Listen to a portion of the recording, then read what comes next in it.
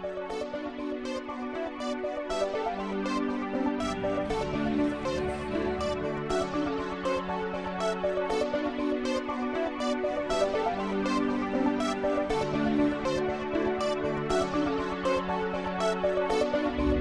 do you think of the dress? Are you milk? The best I've ever seen. My first foray into documentary filmmaking started when I made a dress out of trash. I was a student at the University of New Mexico, and I took a sculpture class, and we were asked to do a site-specific installation. So I decided to think out of the box, and I chose my body as a site, and I saved food containers for a few months, and then I started to make this dress out of these wrappings that I found, and at some point along the way I decided I should document the process of this. And then after I had made the dress and wore it to class, which took a lot of courage, I decided I should then wear it out. And I had someone kind of trail behind me with a camera.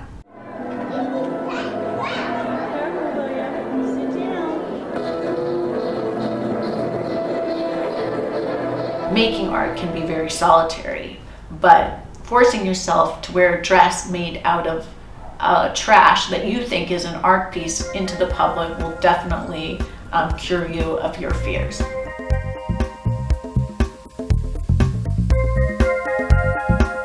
More couteurs should explore the possibilities of garbage. Where to next? Neiman's, Macy's, or Tiffany's? Because, you know, I just don't feel complete without my jewels. That is so trashy. It's trashy. That's great. It is trashy. Making a documentary film can be a long journey, so it's very important that you enjoy the process of what you're doing. Trashy. What's my CRV? Cash redemption value. Cash redemption value on that. You have to do a deposit on it or what? Good point. Cash redemption value, the CRV. Hi, this is Sirpa Nelson. I'm the producer of the film Wrappings, and we will be arriving in Grand Central Station in 30 minutes. It's about women filmmakers, guerrilla art, environmental issues, and the dress is stunning. So if the New York Times could meet us there at Grand Central Station, I think this would make a great story about style, activism, and art. To promote recycling. Oh, it's she's a short promoting film. recycling, a short film? Yeah. You go, girl. You go. You got some nerve, girl.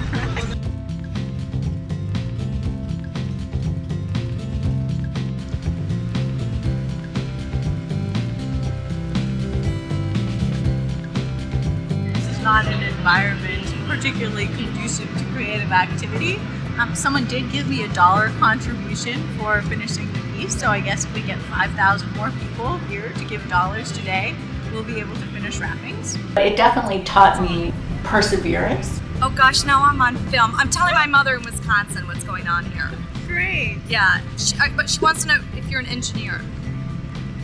No, I'm not actually. No, she's a designer. This is the first, and this is actually the first thing I've ever sewn, so We did a very nice little job. rough, but I think it's very chic.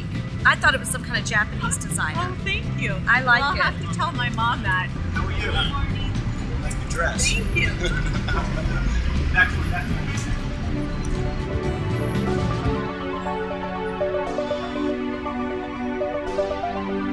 I think the most important part of documentary filmmaking is, of course, deciding what story you're passionate about and interested in telling.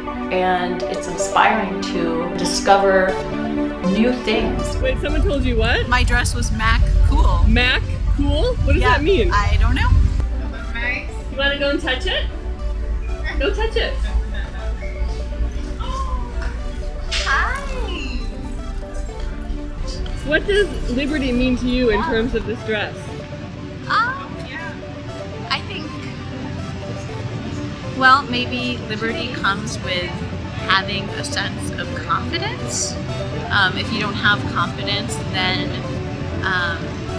you can't really be yourself, and you know, it takes a certain amount of confidence to go out in a dress made of trash and interact with people. And I can see, like, when I look back at myself over the years, how when I first made the dress, I had very little confidence, and it was like all I could do to put the dress on and get out there.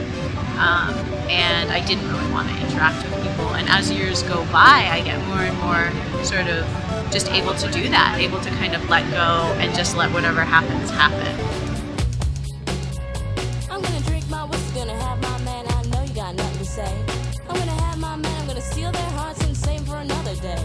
Ain't gonna hang my hat, ain't gonna take off my boots, ain't nothing gonna stop me. Hey everybody, I'm Blanche Shaheen, your host for Video Eye, and that's I for Independent, because we bring the independent film scene to you. The dress was great in that it didn't conform, it wasn't a piece that you found in a mall somewhere that was produced probably in another country for the fraction of the price in a sweatshop or something like that, and you really created your own piece, and you did it with just like recyclable material. And I was wondering, were you trying to make a statement about women's fashion as well?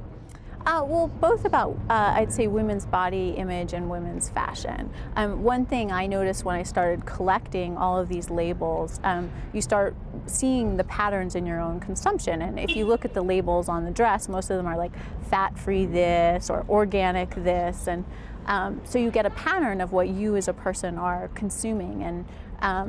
And there's something like in our culture with all of these labels and our need to only eat fat-free things, or that it can be kind of obsessive. And one reason why I included the footage of sewing the dress is that it was kind of an obsessive activity too, because it took so long and it's so repetitive. And so I hoped that that would mirror kind of the obsession of the labels and labeling and call attention to that.